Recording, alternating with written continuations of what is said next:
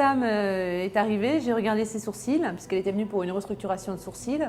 Tissam avait des sourcils très épars, qu'elle avait laissé pousser depuis 3 mois, parce que suite à des épilations répétitives, elle n'avait plus qu'une fine ligne de sourcils. Donc ils ont repoussé, mais ils n'ont pas repoussé dans leur densité. La restructuration, c'est quoi? C'est qu'on va lui redonner une jolie ligne en adéquation avec son visage. Comment on a fait pour lui donner cette jolie ligne? On a redessiné son sourcil. Donc on a pris des mesures qui sont les mesures de début du sourcil, de fin du sourcil, d'accord, et de l'arc. L'arc, c'est ce qui est le point le plus montant du sourcil, et ensuite on a le tiers descendant qui est après l'arc. Donc une fois qu'on a ces mesures-là, on a redessiné un joli sourcil à Tissam.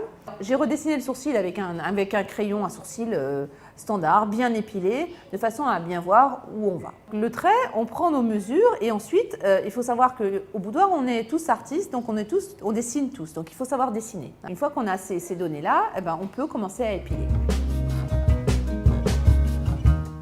Quand on épile, il vaut mieux bien tirer la peau, parce que si on ne tire pas la peau, on fait mal et puis on peut accrocher. Donc il vaut mieux bien tirer la peau et se servir donc de ses doigts pour bien tirer la peau et d'épiler toujours dans le sens du poil, parce que sinon on casse le poil évidemment.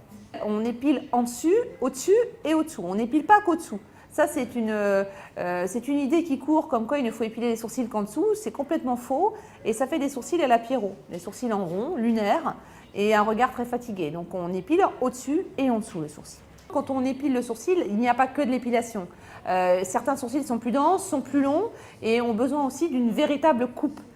Comme on coupe les cheveux, on va couper les sourcils. Il y a une façon de le faire pour ne pas faire des trous, pour ne pas faire des vagues. Et en coupant le sourcil, on a une ligne qui est beaucoup plus régulière. Donc on brosse le sourcil et on coupe les sourcils toujours de l'extérieur vers l'intérieur.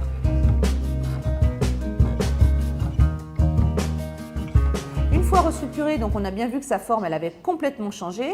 Ceci étant, comme elle s'était beaucoup épilée, elle avait toujours des trous. Et qu'est-ce qu'on a fait? On a comblé ces trous. On a comblé ces trous avec un crayon à sourcil.